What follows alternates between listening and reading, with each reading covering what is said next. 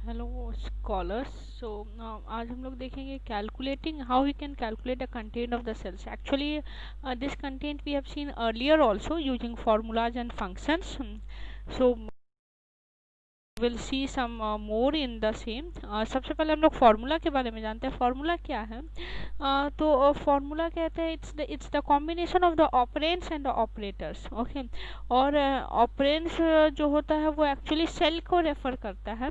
Let's example यहाँ पे देखिए E8 प्लस 3, इसका मतलब E8 एक सेल को रेफर कर रहा है, 3 कांस्टेंट है, प्लस ऑपरेटर है, फिर इनटू है, फिर ब्रैकेट ऑपरेटर है, फिर दो ऑपरेंड है E10 और E11, फिर माइनस है।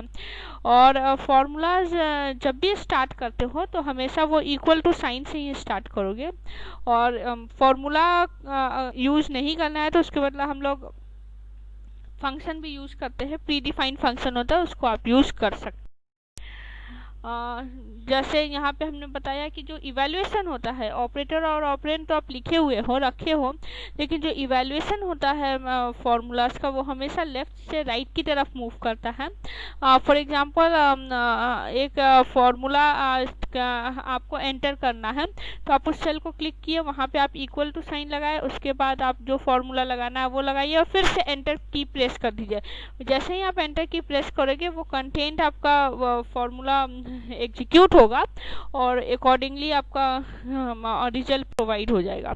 नाउ समवेयर इट में ऑल्सो अराइज कि आपने कोई फार्मूला लिख दिया है, उसमें आप कुछ एडिटिंग करना चाह रहे हो, तो under that scenario if you want to edit the content, so आप एडिटिंग भी कर सकते हैं। उसके लिए आप क्या करोगे, जिस सेल में फार्मूला है उस सेल में आप डबल क्लिक कीजिए, देन और you can use the back space या डिलीट की से उस पहले वाले फार्मूला को रिमूव कर दीजिए, नए फार्मूला को लगाइए and then press the enter key. Again the same process, जो एंटर की करोगे जैसे ही करोगे तो वो नया फार्मूला एग्जीक्यूट होगा और कॉरेस्पॉन्डिंग आपको आउटपुट दे देगा। Now next is the precedence of operators. Actually we have seen that the formula consists of the operators as well as the operands, and ये किस तरह से वर्कआउट करता है। अगर हमारा एक ऐसा एक्सप्रेशन है जिसमें बहुत सारा ऑपरेटर्स हैं तो वो कैसे वर्कआउट करेगा। Yes, it's executing from left to right, but what's the operation pattern. सबसे पहला है पैरेंथेसिस। ये देखिए, ये जो आप ब्रैकेट देख रहे हो, this is actually known as the parenthesis. ये भी एक स्पेशल ऑपरेटर है एक्सेल में, जो कहता है कि अगर इसके अंदर कोई कंटेंट है तो पहले इसको एग्जीक्यूट कीजिए। हाँ, नाउ एक्सपोनेंशियल एक ऑपरेटर्स है, जैसे 2 टू द पावर एक्सपोनेंट हम किए 3, तो आपका आउटपुट तुरंत क्या आ जा रहा है 8। एरिथमेटिक ऑपरेटर्स है, रिलेशनल ऑपरेटर्स है। So there are lot of operators you can use accordingly, और वो एग्जीक्यूट करता है according to its precedence, according to its the priority of the operators. Now एक एग्जांपल यहाँ पे दिया हुआ है दैट प्रिसीजन मतलब यहाँ पे बता रहा है कि हमको डेसिमल प्लेस का प्रिसीजन चाहिए कंटेंट। जैसे डेसिमल में हम चाहते हैं कि 2 डेसिमल का प्रिसीजन चाहिए, मतलब डेसिमल के बाद 2 डिजिट्स रहे, डेसिमल के बाद 3 डिजिट का प्रिसीजन चाहिए, डेसिमल के बाद 4 digit. So you can also of the precision here, and for precision there are the by default आपका वहाँ पे फॉर्मूला दिया हुआ है, सिम्बॉल दिया हुआ है, उसके थ्रू भी आप एक्सेस कर सकते हो एक्सेल में। हाँ, या फिर लेट सपोज हमने एक सेल में टाइप किया 1/8। जैसे ही आपने 1/8 किया, अगर 0 प्लेस पे देखना चाह रहे हो प्रिसीजन तो आउटपुट आ गया 0, लेकिन एक डेसिमल देखना चाहते हो, मतलब डेसिमल के बाद एक प्लेस तक आउटपुट देखना चाहते हो तो 0.1 आ रहा है। वही तुम 2 डेसिमल तक आउटपुट देखना चाहते हो 0.13 आ गया, 3 डेसिमल तक जा रहे हैं तो 0.125 आ रहा है। ये देखिए हमारा काम वही है, हमने क्या किया 1/8 किया, लेकिन जैसे ही हम डेसिमल का वैल्यू चेंज कर दे रहे हैं आपका आउटपुट जो है वो चेंज हो जा रहा है। मोर द डेसिमल, इससे हमको ये समझ में आता है कि more the decimal more is the precision. Okay, no next, जब आप एक्सेल में फॉर्मूला लिख रहे हो, एक्सेल में कोई ऑपरेटर्स लिखते हो तो ऑपरेटर्स जनरली हम ऑपरेटर्स का सिम्बॉल्स होता है, उस सिम्बॉल्स को हम लोग यूज़ करते हैं। So once you are writing the symbols you have to be very much sincere that which symbols you are using and is that the correct way to write down the symbols. So few of the symbols हम आपको यहाँ पे दिखलाए हैं कि क्या क्या symbols हो सकता है। इसके अलावा there are lot of symbols can use. Now next is the auto calculate. This auto calculate features हम auto sum पहले आपको बतला चुके थे. So today we are discussing auto calculate. जिस रेंज को जिसमें डेटा डाला हुआ है, नंबर डाला हुआ है, उस वो पर्टिकुलर सेल, एक पर्टिकुलर सेल नहीं होगा, एक रेंज ऑफ सेल होगा, उसको आप सेलेक्ट कीजिए. सेलेक्ट करने के बाद एक्सेल ऑटोमेटिकली क्या करता है, उसके रेंज को डिस्प्ले करके स्टेटस बार, नीचे में जो स्टेटस बार आता है वहाँ पे उसका डिटेल्स दे देगा कि सम कितना हुआ, total number of content cell कितना है, वो सारा डिटेल्स उसको दे देगा. आपको सिर्फ क्या काम करना है, आपने उसमें सिर्फ ऑटो सेलेक्ट किया. और ऑटो करेक्ट का भी ऑप्शन होता है. बाय डिफ़ॉल्ट एक्सेल में ऑटो करेक्ट होता है. आप कुछ कंटेंट लिख रहे वो अपने आप करेक्ट करेगा. राइट क्लिक कीजिए, ऑटो कैलकुलेट स्टेटस बार में राइट क्लिक कीजिए, आपको ऑटो कैलकुलेट मेन्यू ओपन हो जाएगा. उसमें अगर आप कोई चेंजेस करना चाहते हैं तो आप कर सकते हो. ना यहाँ पे देखिए हम स्प्रेडशीट का एक्चुअली ये हम there are the various features जो हम लोग पहले ही देख चुके हैं, बट स्टिल आप यहाँ पे देखिए हमने 4 कॉलम में डेटा डाला है. पहला कॉलम में हम आइटम का नाम डाले कैरेट्स एंड ओनियन, एंड दूसरे कॉलम में कि एक का क्या डॉलर अमाउंट कितना है, तो उसको हम लोग जो कंटेंट डाले हैं वो आपका हो गया. One is carrots is per carrot is $1, next onion is 0.39.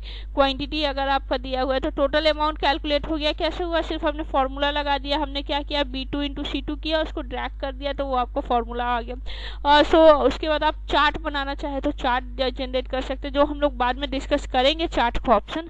सो यहाँ पे हम लोग एक चार्ट डिस्कस किए, because the quantity of see here in which कौन सा डेटा लेके आप चार्ट क्रिएट करना चाहते हो, वो सब हम लोग बाद में एक क्लास में डिस्कस करेंगे. Now cell reference, today we will see the concept of cell reference also, that one can write the formula that refers to cell on the another worksheet. So if you have worked in any of the worksheet, you want to refer a particular cell और उसी formula को आप दूसरे worksheet में copy करना चाहते हो, तो you can do this, and this concept is actually known as the referencing of the cell. So here it's giving the option, जैसे शीट 1 का कंटेंट हम शीट 3 में डाल रहे हैं फॉर्मूला को. सो आप सेल को रेफर कीजिए, वहाँ पे पेस्ट कीजिए, ऑटोमेटिकली आपका सेल रेफर होकर वो फॉर्मूला कंटेंट वो फार्मूला ऐड हो जाएगा. Now once you are writing the formula, you must have to several things are there which we need to know while writing the formula. First is the difference between the data precision as well as the cell display. जो cell में display हो रहा है उसमें कितना precision है, precision increase करना है तो क्या करें, जैसा हम आपको बताएं कि 1 डेसिमल, 0 डेसिमल, 2 डेसिमल में सब में अलग अलग वैल्यू जा रहा है. कौन कौन सा ऑपरेटर्स होता है, सब ऑर्डर ऑफ प्रेसिडेंस क्या है, अगर बहुत सारा ऑपरेटर्स है, बहुत सारा ऑपरेंड है तो कौन सा पहले एग्जीक्यूट होगा. It will be executed on basis of the priority and order of the precedence. Next ये तो फार्मूला का कुछ कंटेंट हो गया. आपको हम पहले भी बतला चुके हैं कि आप इंसर्ट में जाओगे, फार्मूला जो ऑप्शन है फंक्शंस रहेगा, फार्मूलाज के लिए आप इक्वल टू करके अपना फार्मूला जनरेट कीजिए. Now functions, that also we have discussed earlier about the functions. Functions actually function और फार्मूला में क्या डिफरेंस हो जाता है. अगर आप नोटेशन की बात करें तो फार्मूला को हमेशा इक्वल टू के बाद लिखते हैं, लेकिन फंक्शंस को ऐसा नहीं लिखते हैं.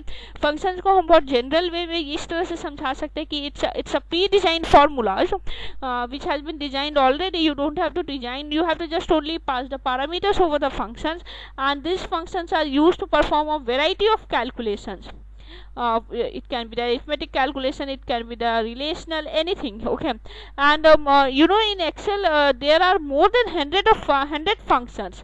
So in fact अगर आप किसी एक्सेल एक्सपर्ट से भी पूछेंगे तो वो सारे फंक्शंस को एग्जीक्यूट नहीं किए होंगे. इतना एक्सेल में इतना पावर है, इतना फंक्शंस है, दैट हमारा जितना नेसेसिटी होता है, हमारा जितना नीड होता है, हम उतने ही फंक्शंस को उतना ही काम करते हैं. But still there are lot of options in Excel, and more than 100 of functions, and which can be used for the financial purpose, which can be used for the engineering purpose, mathematical equations, and many more.